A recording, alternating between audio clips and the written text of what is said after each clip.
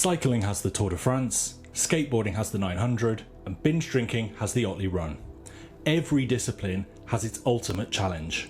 For a long time, I've considered Eldar Harlequins to be the final boss of miniature painting. I believed that if I could pull off the intricate freehand and highlight those smooth, featureless curved surfaces, then I would have made it as a painter. The first time I would have seen Harlequin models would have been in this White Dwarf, where they're listed in the Classic and Collectors section of the web store. They were initially released in 88 or 89 and weren't a live unit in the game at this point in 2003 and were therefore considered part of the back catalogue. Their chunky proportions and hunched stance don't really communicate the sense of agility and poise that their modern counterparts do, not to mention the colour scheme. The old studio paint scheme for the Harlequins doesn't look particularly complicated. Most of them feature a quarter design of bright colours, clearly referencing a stereotypical jester's motley or a classical clown. Every model uses a different colour scheme, but apart from that, they don't look particularly difficult to paint. Fast forward to 2006 during 4th edition, and that's where my perception of these models really crystallises. Eldar got a load of new metal models with this release, including some updated Harlequins. These models felt like a real step change to me. The poses are so dynamic, a couple of them aren't really touching the ground. The models are fixed to the base with the flowing ribbons. They just look so sinister. The snarling, mocking grin on the troop leader's mask is so threatening, and they look dangerous and deadly despite the light armament and lively colour scheme.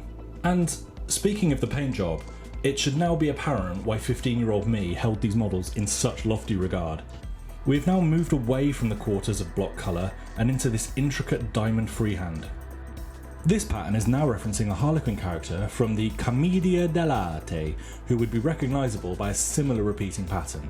Ah, that dude's wearing a tight-fitting suit with a bunch of weird patches. That must be Arlecchino, the servant clown sometimes to two masters! Sure, GW has used freehand in studio colour schemes before this, but just look at the size of those diamonds.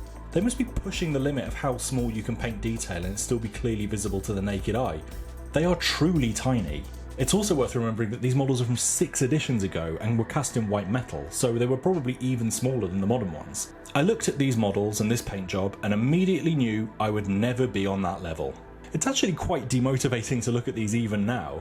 Games Workshop colour schemes are always crisp and neat, but rarely are they so fiddly. In fact, I wouldn't be surprised if people were put off buying them because they knew they would never get anywhere close to this level of intricacy. And so that brings us back to the present day. The current plastic Harlequin kit was released in 2016, I think, and while I think it lacks a little bit of that sinister dynamism of the previous edition's metal/fine cast kit, I still think they're pretty good models. They take a lot of design cues from the previous versions. Some of the features and poses are directly lifted from the old models. The studio paint jobs look a little less complex to me. The diamonds look bigger, but it's still an intimidating challenge to try and replicate. I became interested in having a go at Kill Team with the latest rules release, and so I thought maybe it's finally time to have a go at tackling my miniature painting nemesis. Looking at the Kill Team rules app, and having never played the game, I decided that the Caress and the Embrace would be the best weapon options, so I assembled them accordingly. I later watched a video by Can You Roll a Crit, where he suggests that, in fact, blades are the best weapon. He actually seems to know what he's talking about, so I may need to get a second box at some point. This is particularly irritating as the blades clearly look the best and would have been the most fun to paint. I normally like to keep sub-assemblies to a minimum for a number of reasons that I won't go into right now, but I wanted to paint the pattern onto the inside of the coats, so models with coats had their upper bodies kept separate from the legs until after painting.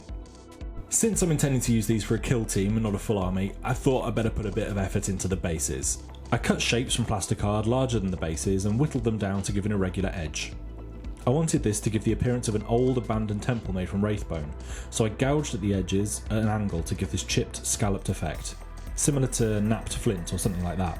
I then used a small piece of sprue to slightly elevate the flat parts to make the ground look uneven and a bit more realistic. I think if I just stuck them down flat to the base, they would look a bit too regular and simple to really sell the effect.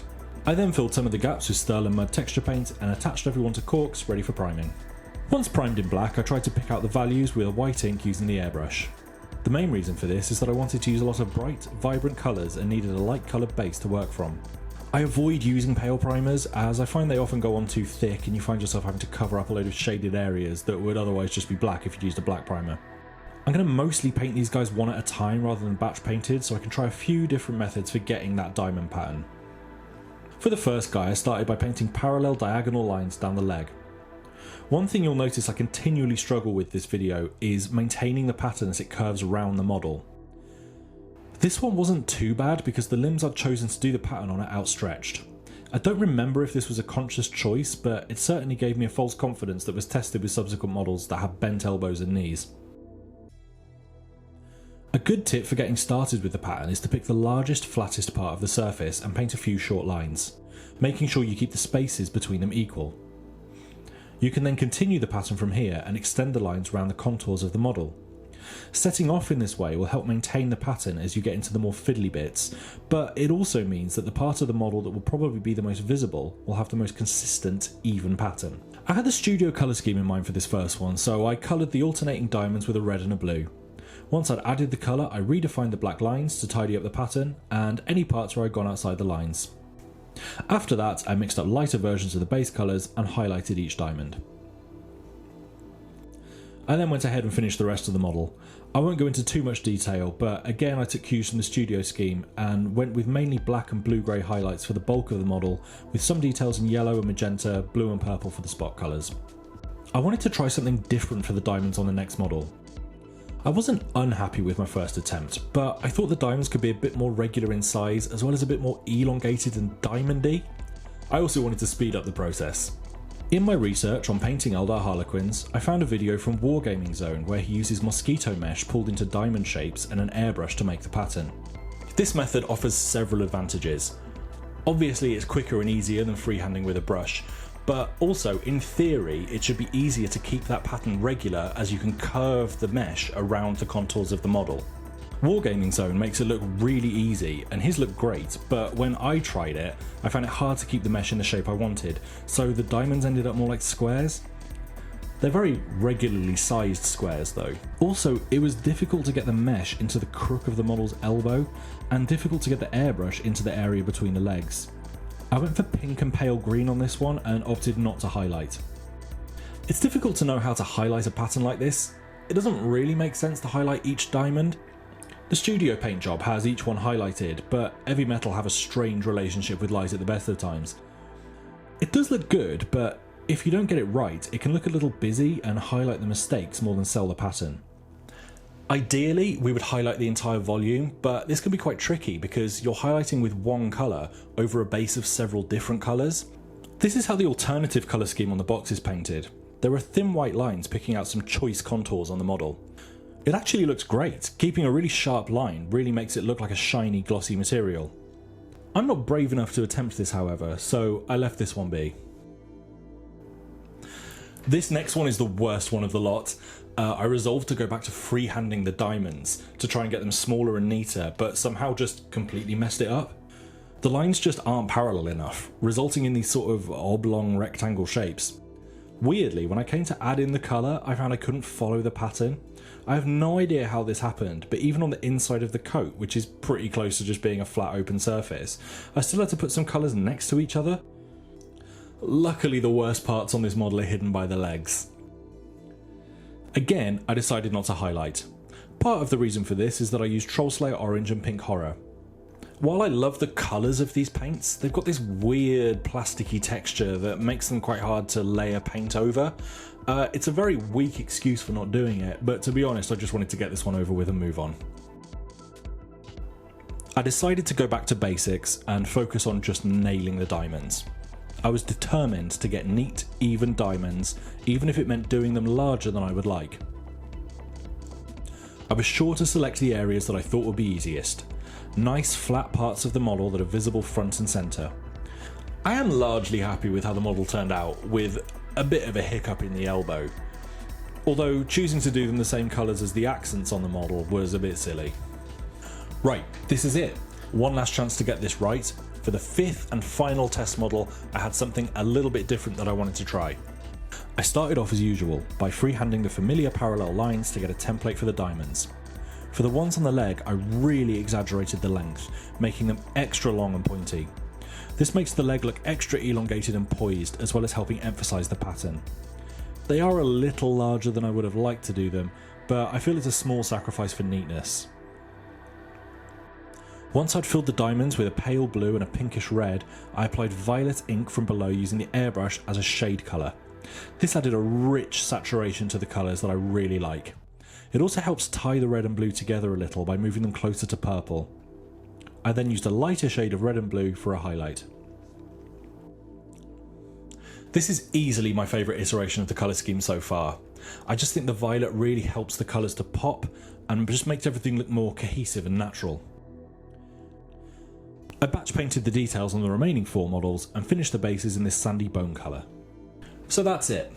On the whole, I'm pleased with what I've achieved, but I'm still definitely not on the same level as the box art. Doing the freehand isn't nearly as bad as 15-year-old me thought it would be all those years ago, so if this is something you find intimidating too, I'd urge you just to have a go.